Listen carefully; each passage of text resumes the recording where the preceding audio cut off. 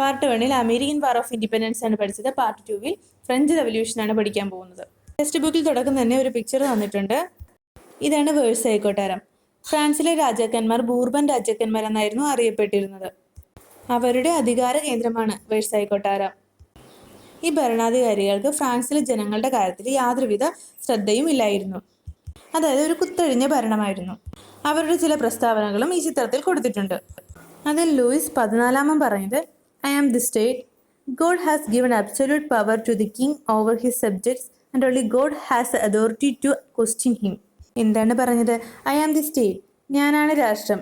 രാജാവിൻ്റെ അധികാരങ്ങളെല്ലാം ദൈവം നൽകിയതാണ്. അതിനാൽ രാജാവിനെ ചോദ്യം ചെയ്യാൻ ദൈവത്തിന് മാത്രമേ അധികാരമുള്ളൂ. ലൂയിസ് 15 പറയുന്നു, ആഫ്റ്റർ മീ ദ ഡെല്യൂജ്. എനിക്ക് ശേഷം പ്രളയം. ഇനി മേരി ആന്റോണിയറ്റ് എന്താ പറഞ്ഞത്? If they can eat bread let them eat cake. അതായത് നിങ്ങൾക്ക് റൊട്ടി കിട്ടിയില്ലെങ്കിൽ എന്താ, കേക്ക് തിന്നുകൂടെ? ഫ്രാൻസിലെ ഭൂരിഭാഗം ജനങ്ങളും ദാരിദ്ര്യത്തിലാണ് കഴിയുന്നത്. അതായത് അവർക്ക് കഴിക്കാൻ പോലും ആഹാരമില്ല. അപ്പോൾ അവരെ പരിഹസിച്ചുകൊണ്ടാണ് മേരി ആന്റോണിയറ്റ് ഇങ്ങനെ പറഞ്ഞത്.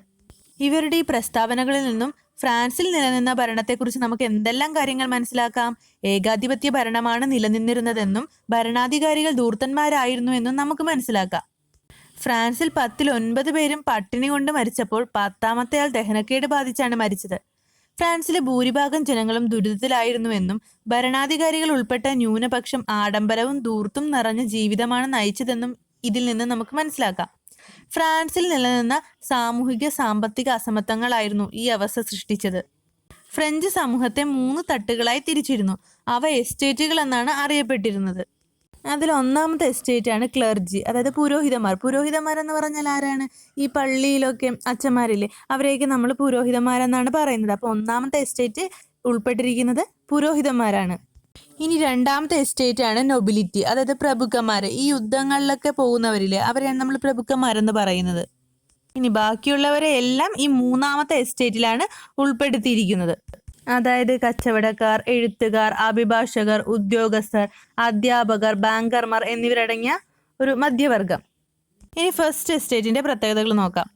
ഹെൽഡ് വാസ്റ്റ് ലാൻഡ്, ധാരാളം ഭൂപ്രദേശം കൈവശം വെച്ചിരുന്നവരായിരുന്നു. Collected the tax called tithe from farmers, അതായത് കർഷകരിൽ നിന്ന് തിഥേ എന്ന പേരിലുള്ള നികുതി പിരിച്ചിരുന്നു. എക്സംപ്റ്റഡ് ഫ്രം ഓൾ ടാക്സസ്, എല്ലാത്തരം നികുതികളിൽ നിന്നും ഒഴിവാക്കപ്പെട്ടിരുന്നു. Controlled higher positions in administrative and military service, ഭരണത്തിലെയും സൈന്യത്തിലെയും ഉയർന്ന പദവികൾ നിയന്ത്രിച്ചു. ഇനി സെക്കൻഡ് എസ്റ്റേറ്റിന്റെ പ്രത്യേകതകൾ നോക്കാം. എൻഗേജ്ഡ് ഇൻ മിലിറ്ററി സർവീസ്, സൈനിക സേവനം നടത്തി. Collected various taxes from farmers, കർഷകരിൽ നിന്ന് പലതരം നികുതികൾ പിരിച്ചു. Made farmers work without wages, വേതനം നൽകാതെ കർഷകരെ കൊണ്ട് പണിയെടുപ്പിച്ചു. എക്സംപ്റ്റഡ് ഫ്രം ടാക്സസ്, നികുതികളിൽ നിന്ന് ഒഴിവാക്കപ്പെട്ടിരുന്നു. ലെഡ് ലക്സൂറിയസ് ലൈഫ്, ആഡംബര ജീവിതം നയിച്ചു. ഹെൽഡ് വാസ്റ്റ് ലാൻഡ്സ്, വിശാലമായ ഭൂപ്രദേശം കൈവശം വെച്ചു. അടുത്തത് third estate. No role in the administration, ഭരണത്തിൽ ഒരവകാശവുമില്ല. Paid land tax namely taille to the government, taille എന്ന പേരിലുള്ള ഭൂനികുതി സർക്കാരിന് നൽകണമായിരുന്നു. ലോ സോഷ്യൽ സ്റ്റാറ്റസ്, താഴ്ന്ന സാമൂഹിക പദവിയായിരുന്നു. Paid taxes to clergy and nobles, പ്രഭുക്കന്മാർക്കും പുരോഹിതന്മാർക്കും നികുതി നൽകണം. ഫ്രാൻസിൽ നിലനിന്ന അസമത്വങ്ങളെയും ചൂഷണത്തെയും കുറിച്ച് ജനങ്ങളെ ബോധവാന്മാരാക്കുന്നതിൽ അക്കാലത്തെ ചിന്തകരും ചിന്താധാരകളും പ്രധാന പങ്കുവഹിച്ചു. അത്തരം ചിന്തകരെയും അവരുടെ ആശയങ്ങളെയും സംഭാവനകളെയും പരിചയപ്പെടാം. Voltaire ridiculed the exploitation of clergy, പുരോഹിതന്മാരുടെ ചൂഷണത്തെ പരിഹസിച്ചു.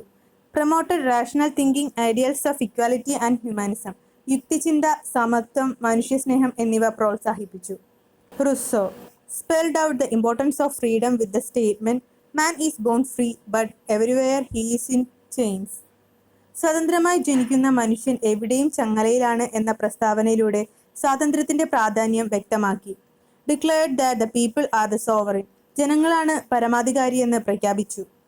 Montesquieu encouraged democracy and republic, ജനാധിപത്യത്തെയും റിപ്പബ്ലിക്കിനെയും പ്രോത്സാഹിപ്പിച്ചു. Suggested division of powers of the government into legislature, executive and judiciary.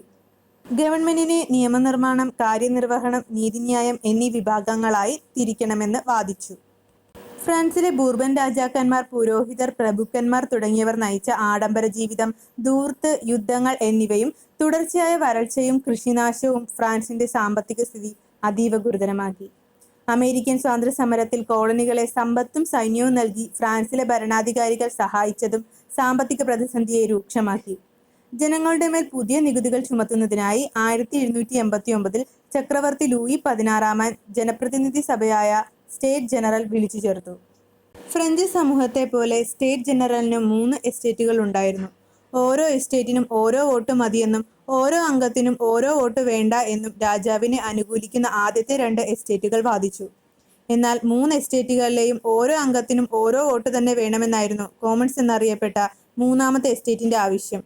Vote ചെയ്യുന്നതിലെ തർക്കം തുടരവെ 3ാമത്തെ എസ്റ്റേറ്റിലെ അംഗങ്ങൾ തങ്ങളാണ് ഫ്രാൻസിലെ ദേശീയ അസംബ്ലി എന്ന് പ്രഖ്യാപിച്ചു. അവർ അടുത്തുള്ള ഒരു ടെന്നീസ് കോർട്ടിൽ സമ്മേളിച്ചു. ഫ്രാൻസിനായി ഒരു ഭരണഘടന തയ്യാറാക്കിയ ശേഷം മാത്രമേ പിരിയുകയുള്ളൂ എന്ന് അവർ പ്രതിജ്ഞ ചെയ്തു. ഇത് ടെന്നീസ് കോർട്ട് പ്രതിജ്ഞ എന്നറിയപ്പെട്ടു. 1789 ജൂലൈ 14 സ്വാതന്ത്ര്യം, സമത്വം, സാഹോദര്യം എന്നീ മുദ്രാവാക്യങ്ങൾ മുഴക്കിക്കൊണ്ട് വിപ്ലവകാരികൾ ബൂർബൻ രാജവാഴ്ചയുടെ പ്രതീകമായിരുന്ന ബാസ്റ്റീൽ ജയിൽ തകർത്തു. ഫ്രഞ്ച് വിപ്ലവത്തിന്റെ ആരംഭമായി കണക്കാക്കുന്നു.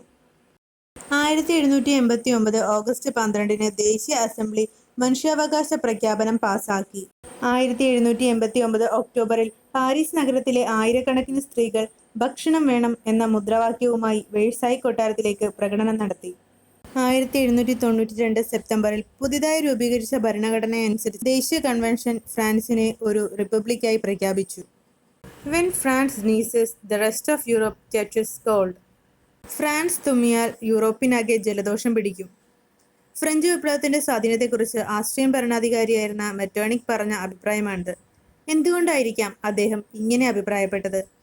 ഫ്രഞ്ച് വിപ്ലവത്തിന്റെ സ്വാധീനം വിശദമാക്കുന്ന ചിത്രം ശ്രദ്ധിക്കാം. Influence of French revolution stimulated all the later revolution in the world.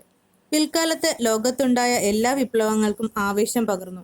Ended the feudal system in Europe and threatened the autocratic rulers. യൂറോപ്പിൽ ഫ്യൂഡൽ വ്യവസ്ഥയുടെ അന്ത്യം കുറിക്കുകയും സ്വേച്ഛാധിപത്യ ഭരണകൂടങ്ങൾക്ക് ഭീഷണിയാകുകയും ചെയ്തു. Proclaimed that nation is not merely a region but the people. എന്നാൽ പ്രദേശമല്ല, രാജ്യത്തെ ജനങ്ങളാണ് എന്ന് പ്രഖ്യാപിച്ചു. Contributed the concept of people sovereignty. ജനകീയ പരമാധികാരം എന്ന ആശയം മനുഷ്യരാശിക്ക് നൽകി. Led to the emergence of nationalism. ദേശീയതയുടെ ആവിർഭാവത്തിന് വഴിയൊരുക്കി. Helped the growth of the middle class. മധ്യവർഗത്തിന്റെ വളർച്ചയെ സഹായിച്ചു. Spread the ideas of equality, liberty and fraternity. സ്വാതന്ത്ര്യം, സമത്വം, സാഹോദര്യം എന്നീ ആശയത്തിന്റെ പ്രചരണം. മഹത്തായ ലക്ഷ്യങ്ങൾക്കായി വിപ്ലവം നടത്തിയ ഫ്രഞ്ച് ജനതയ്ക്ക് കുറച്ചുകാലം നെപ്പോളിയൻ ബോണപ്പാർട്ടിന്റെ ഏകാധിപത്യ ഭരണത്തിന് കീഴിൽ കഴിയേണ്ടി വന്നു. ഫ്രഞ്ച് വിപ്ലവാനന്തരം ബ്രിട്ടന്റെ നേതൃത്വത്തിൽ ഫ്രാൻസിനെതിരെയായി രൂപീകരിക്കപ്പെട്ട യൂറോപ്യൻ സഖ്യത്തെ നേരിട്ട് വിജയം വരിക്കുന്നതിൽ സുപ്രധാന പങ്കുവഹിച്ചത് നെപ്പോളിയനായിരുന്നു. 1799 അദ്ദേഹം ഫ്രാൻസിന്റെ അധികാരം പിടിച്ചെടുത്തു. ഒരു ഏകാധിപതിയായിരുന്നെങ്കിലും നിരവധി പരിഷ്കാരങ്ങൾ അദ്ദേഹം നടപ്പിലാക്കി. കർഷകരെ കൃഷിഭൂമിയുടെ ഉടമകളാക്കി. പുരോഹിതന്മാരുടെ മേൽ രാജ്യത്തിന്റെ നിയന്ത്രണം ഏർപ്പെടുത്തി. പൊതുകടം ഇല്ലാതാക്കാൻ സിങ്കിങ് ഫണ്ട് എന്ന പേരിൽ ഒരു പ്രത്യേക ഫണ്ട് രൂപീകരിച്ചു. സാമ്പത്തിക പ്രവർത്തനങ്ങൾക്കായി ബാങ്ക് ഓഫ് ഫ്രാൻസ് സ്ഥാപിച്ചു. ഗതാഗത പുരോഗതിക്കായി നിരവധി റോഡുകൾ നിർമ്മിച്ചു. നിലവിലുള്ള നിയമങ്ങൾ ക്രോഡീകരിച്ച് ഒരു പുതിയ നിയമസംഹിതയുണ്ടാക്കി. നെപ്പോളിയന്റെ കാലഘട്ടത്തിൽ ഫ്രാൻസിൽ ദേശീയത ശക്തിപ്പെട്ടു. യൂറോപ്യൻ രാജ്യങ്ങളെ ഒന്നൊന്നായി ആക്രമിച്ച നെപ്പോളിയന്റെ പരിഷ്കാരങ്ങൾ യൂറോപ്പിൽ ആകമാനം വ്യാപിപ്പിക്കുമോ എന്ന് മറ്റു യൂറോപ്യൻ രാജ്യങ്ങൾ ഭയപ്പെട്ടു. ഇംഗ്ലണ്ടിന്റെ നേതൃത്വത്തിൽ അവർ സംഘടിച്ചു. നെപ്പോളിയനെ അല്ല, ഫ്രഞ്ച് വിപ്ലവത്തിന്റെ ആശയങ്ങളെയാണ് അവർ ഭയപ്പെട്ടത്. 1815 നടന്ന വാട്ടർലൂ യുദ്ധത്തിൽ യൂറോപ്യൻ സഖ്യ സൈന്യത്തോട് പരാജയപ്പെട്ട നെപ്പോളിയന് അധികാരം നഷ്ടപ്പെട്ടു.